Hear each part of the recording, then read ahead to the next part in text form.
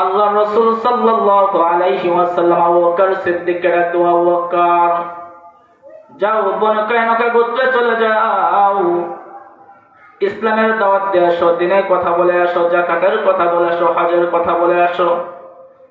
আবু বকর সিদ্দিক রাদিয়াল্লাহু তাআলা আনহু নবীজির কথা শুনে বনি কায়নুকা গোত্রে চলে গেলেন। বনি কায়নুকা গোত্রে যাওয়ার পরে আবু বকর সিদ্দিক রাদিয়াল্লাহু তাআলা আনহু দাওয়াত দিতেছেন, ইসলামের কথা বলতেছেন, দ্বীনের কথা বলতেছেন, যার সাথে দেখা হইতেছে তাকেই তিনি দাওয়াত দিতেছেন। এক পর্যায়ে এক ইহুদির সাথে সাক্ষাৎ হয়ে গেছে। কার সাথে বলেন? আবু বকর সিদ্দিক রাদিয়াল্লাহু তাআলা আনহু এক ইহুদির সাথে সাক্ষাৎ হয়ে যায়। আবু বকর সিদ্দিক রাদিয়াল্লাহু তাআলা আনহু ইহুদিকে দাওয়াত দিতেছে, ও ভাই, নামাজের কথা বলেছে আল্লাহ তাআলা, আমার আপনার প্রতি নামাজ ফরজ করেছেন, আমার আপনার প্রতি রোজা ফরজ করেছেন, আমার আপনার প্রতি যাকাত ফরজ করেছেন। যাকাতের কথা বলার সঙ্গে সঙ্গে ইহুদির মনে আঘাত করছে। এ মুসলমান ভালো করে শুনবে, ইহুদি এবার আবু বকর সিদ্দিক রাদিয়াল্লাহু তাআলা আনহুকে কি বলতেছে দেখেন।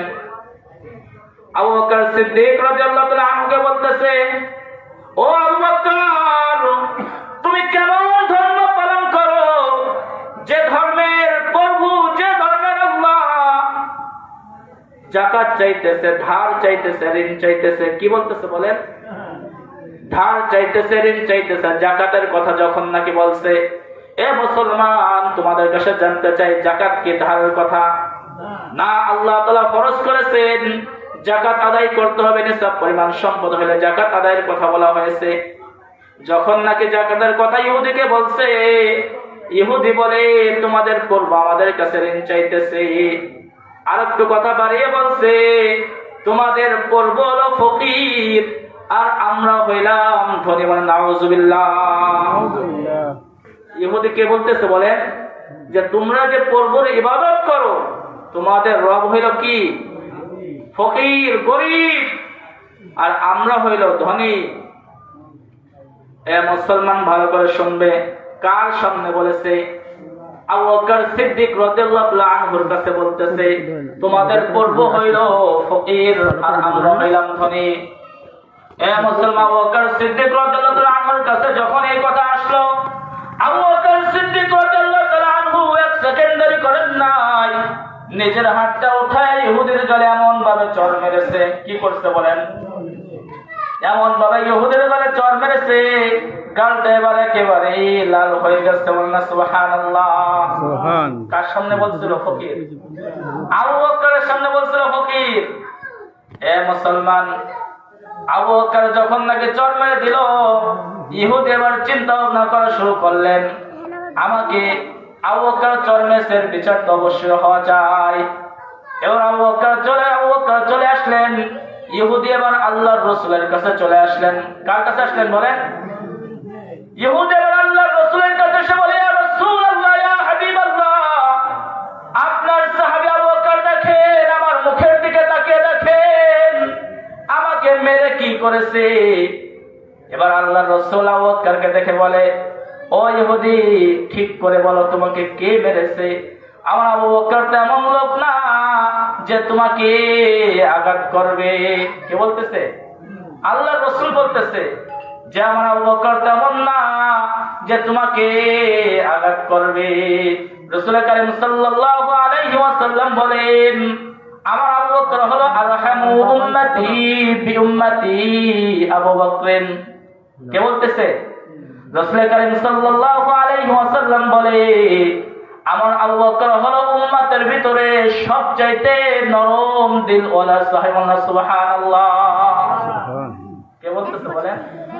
রাসূল বলতেছে, ও ইহুদি, তুমি তো নামটা ঠিক করে বলো, আমার আবু বকর তো মারতে পারে না, আমার আবু বকর হলো সমস্ত উম্মতের ভিতরে নরম দিল ওয়ালা সাহাবী। এবার আবু বকরকে জিজ্ঞাসা করে, ও আবু বকর, কথা কি সত্য নাকি? তুমি কি আসলেই মারছো নাকি? আবু বকর সিদ্দিক রাদিয়াল্লাহু তাআলা আনহু ডাক দিলেন, ইয়া রাসূলুল্লাহ, ইয়া হাবিবাল্লাহ, অবশ্যই আমি মেরেছি, কিন্তু আমি কি জন্য মেরেছি আপনি ইহুদির কাছে একটু জিজ্ঞাসা করেন। কি বলতেছে? আমি কি জন্য মেরেছি আপনার ইহুদিকে একটু জিজ্ঞাসা করেন। আমি তো এমনি এমনি ইহুদিকে মানে নাই। রাসূল কারীম সাল্লাল্লাহু আলাইহি ওয়াসাল্লাম ইহুদিকে জিজ্ঞাসা করলেন, ও ইহুদি তোমাকে কেন মারছে? এবার ইহুদি চিন্তা করলেন, এবার যদি এখানে সত্য কথা আমি বলি, তারা ওমর যে বসে আছে তলোয়ার নিয়ে বসে আছে, আমার গর্দান থাকবে না। কি থাকবে না? গর্দান থাকবে না। ওমরের সামনে যদি কোন প্রকার কথা বলা হয়, ওমর বসে থাকা জিনিস না, ওমর সঙ্গে সঙ্গে বিচার করবে মুসলমান। ওমরের মতো মুসলমান হইতে হবে। এবার আসল ঘটনায় চলে আসি। ইহুদি এবার অস্বীকার করতেছে, আমি অনার্থক মেরেছে আমাকে। কি করতেছে? আমাকে অনার্থক মেরেছে, আমি কিছুই বলি নাই। এভাবে 3 বার সাক্ষ্য নেওয়ার পরে আবু বকর বলতেছে, তুমি যে মারছো কি জন্য মেরেছো? আবু বকর বলে, আমি এই জন্য মেরেছি। আমি দিনের কথা বলতেছি, যাকাতের কথা বলতেছি। যাকাতের কথা বলার সঙ্গে সঙ্গে আমার রবকেও ফকির বলছে। আমার রব সামনে যখন আমার রবকে ফকির বলছে, দরিদ্র বলছে, আমি আবু বকর বসে থাকতে পারি নাই। আমার শরীরের রক্ত গরম হয়ে গেছে। আমি সঙ্গে সঙ্গে হাত উঠে আবু বকর ওই ইহুদির শরীরে আঘাত করছি। ইয়া রাসূলুল্লাহ, ইয়া হাবিবাল্লাহ, এখন যদি আমার বিচার হয় হোক। কে বলতেছে? এখন বিচার করার জন্য সাক্ষীর প্রয়োজন, কিসের প্রয়োজন? ওখানে তো আবু বকর ছাড়া এবং ইহুদি ছাড়া আর কেউ ছিল না। আবু বকর বলতেছে, এই কথা বলেছি বলে আমি মারছি। আর ইহুদি কি বলতেছে? যে আমি এই কথা বলি নাই, আপনার আবু বকর আমাকে অনার্থক মেরেছে, এই জন্য আমাকে মারছে। এখন সমস্যা হয়ে গেছে না? বিচার যে করবে সাক্ষীর তো প্রয়োজন। এরপর যে নবী করিম সাল্লাল্লাহু আলাইহি ওয়াসাল্লাম আবু বকরের বিচার করতে যাবেন। ও আবু বকর, তোমার পক্ষে তো কোনো সাক্ষী নাই। ও আবু বকর, তোমার তো কোনো সাক্ষী নাই। রাসূল করিম সাল্লাল্লাহু আলাইহি ওয়াসাল্লাম আবু বকরের বিচার করার জন্য প্রস্তুত গ্রহণ করলেন। এ মুসলমান, আল্লাহ পাক রব্বুল আলামিন সঙ্গে সঙ্গে ঘোষণা পাঠিয়ে দিলেন জিবরাইলের মাধ্যমে, জিবরাইল যাও, আমার আবু বকর আমার পক্ষে কথা বলার কারণে এখন তার বিচারের কাঠগড়ায় এসে দাঁড়িয়ে আছে। যাও, তুমি দ্রুত জলদি যাও, রাসূলের কাছে আয়াত নাজিল করো। আল্লাহ পাক রব্বুল আলামিন সঙ্গে সঙ্গে আয়াত নাজিল করলেন, লাকাদ সামিআ আল্লাহু কাওলাল্লাযীনা ক্বালু ইন্নাল্লাহা ফাকীরুন ওয়া নাহনু আগনিয়া। আল্লাহ পাক রব্বুল আলামিন জিবরাইলের মাধ্যমে বলে দিলেন, ইয়া রাসূলুল্লাহ, ইয়া হাবিবাল্লাহ, তারা দুইজন যে কথা বলছিল, এখানে আমি তো শুনেছি স্বয়ং আল্লাহ পাক রব্বুল আলামিন তাদের দুইজনের কথা শুনুন না, সুবহানাল্লাহ। যেখানে আল্লাহ পাক রব্বুল আলামিন শুনছেন এবং জিবরাইল আলাইহিস সালাম শুনছেন, সেখানে আর কোনো সাক্ষীর প্রয়োজন আছে? আল্লাহ পাক রব্বুল আলামিন বলেন, ইন্নাল্লাহা ফাকীরু ওয়া নাহনু আগনিয়া।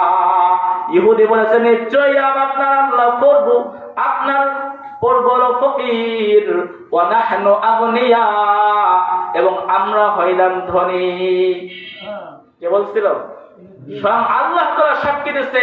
এ মুসলমান, 1400 বছর পূর্বে আল্লাহ পাক রব্বুল আলামিনকে ফকির বলার কারণে নরম দিলওয়ালা সাহাবী আবু বকর ঠিক থাকতে পারেন নাই, ইহুদের গায়ে থাপ্পড় মেরেছে। আর 1400 বছর পরে এসে আমার নবীকে কটূক্তি করে আল্লাহকে গালি দেয় ওই লালন সরকার, আবুল সরকার, আবুল সরকার, তার সর্বোচ্চ শাস্তিকে হলো ফাঁসি চাই। ঠিক কিনা বলেন? বাংলার জমি আবুল সরকার, আবুল সরকার, আবুল সরকার, আবুল সরকার আবার আল্লাহকে দেখে গালি দেয়। আল্লাহকে বলে তার মুখ কয়টা হয়ে গেছে, কোরআনকে অবমাননা করে, রাসূলকে অবমাননা করে।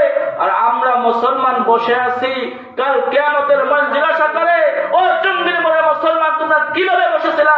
সেদিন আমি